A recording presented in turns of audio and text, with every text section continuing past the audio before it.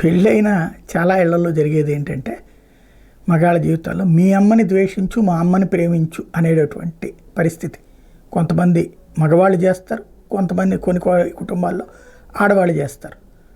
తనకన్న తల్లి పట్ల ప్రేమ ఉండేటటువంటి ఆడవాళ్ళు అత్తగారిని మాత్రం అత్తగారిలో తల్లిని చూడలేరు. అట్లాగే తన తల్లి పట్ల ప్రేమించే అబ్బాయి అత్తగారిలో తల్లిని చూడలేరు. ఫైనల్గా దీనివల్ల తలెత్తుతున్నటువంటి వాదాలు ఇవన్నీ ఒక ఎత్తు అయితే, చివరికి కన్న తల్లిని నడి రోడ్డు మీద వదిలేసేటటువంటి దౌర్భాగ్య పరిస్థితులు, కన్న తండ్రుల్ని చంపేసేటటువంటి నీచమైనటువంటి పరిస్థితులు. ఎక్కడికి పోతున్నాం మనం? దేనికోసం అంటే ఆస్తి కోసం అన్నటువంటి. తాజాగా జరిగినటువంటిది, నవమాసాలు మోసి కనిపించిన అమ్మే వాళ్ళకి బరువైంది. వయోవృద్ధురాలను కూడా చూడకుండా కారులో తీసుకొచ్చి మరీ రోడ్డు మీద వదిలేశారు. కటిక చెల్లో వణికిపోతున్న పట్టించుకోకుండా వెళ్ళిపోయారు. గన్నవరం పట్టణ శివార్లో శనివారం అర్ధరాత్రి ఘటన చోటు చేసుకుంది. స్థానిక హైవేని ఆనుకున్న పెట్రోల్ బంక్ సమీపంలోని ఆల్ఫా హోటల్ దగ్గరికి అర్ధరాత్రి సమయంలో కారులో కొందరు వ్యక్తులు వచ్చారట. కారులో తమ వెంట తీసుకొచ్చిన సుమారు 80 ఏళ్ల వృద్ధురాలను అక్కడ దించేసి కుర్చీలో కూర్చోబెట్టి వెళ్ళిపోయారట. చలికి వణికిపోతున్నామని గమనించిన స్థానికులు పోలీసులు సమాచారం ఇచ్చారు. పోలీసు సిబ్బంది ఘటనా స్థలానికి వెళ్ళి వివరాలు ఆరా తీశారు. మాట్లాడిన స్థితిలో ఉన్న ఆమెని బీకేఆర్ వృద్ధాశ్రమంలో చేర్చారు. వృద్ధురాలి పట్ల వద్ద లభ్యమైన ఆధారంగా కొండపావులూరుకి చెందిన లక్ష్మీకాంతంగా గుర్తించారు. కుటుంబ సభ్యులను పిలిపించిన పోలీసులు అర్ధరాత్రి ఎవరు వదిలేశారు, ఎందుకు వదిలేయాల్సి వచ్చిందన్న కోణంలో పూర్తి వివరాలు సేకరిస్తున్నారు. ఆదివారం రాత్రి వరకు ఆమె వృద్ధాశ్రమంలోనే ఉన్నారు. సకాలంలో స్పందించిన పోలీసులు ఆశ్రమ నిర్వాహకులు కానూరు శేషమాధవిని పలువురు ప్రత్యేకంగా అభినందిస్తున్నారు.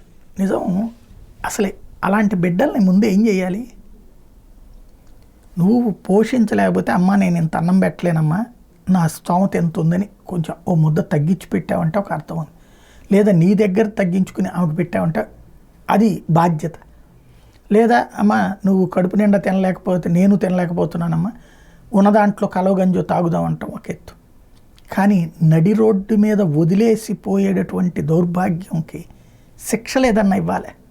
శిక్షలు లేకపోతే భవిష్యత్తులో ఇవాళ, ఎందుకంటే ఇవాళ పిల్లల పెళ్ళిళ్ళన్నీ కూడా 30లో 40లోనే నడుస్తున్నాయి. వీళ్ళకి బిడ్డలు పుట్టేటప్పటికి ఇవన్నీ చూసుకునేటప్పటికి వాళ్ళకే సరిపోతుంది.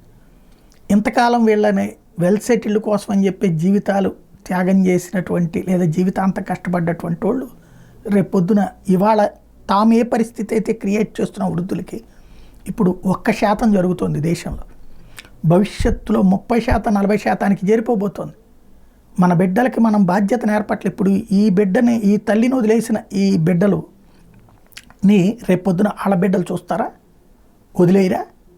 శ్మశానాల్లో వదిలేసే పరిస్థితి, రోడ్ల మీద వదిలేసే పరిస్థితి, పట్టించుకోని పరిస్థితి.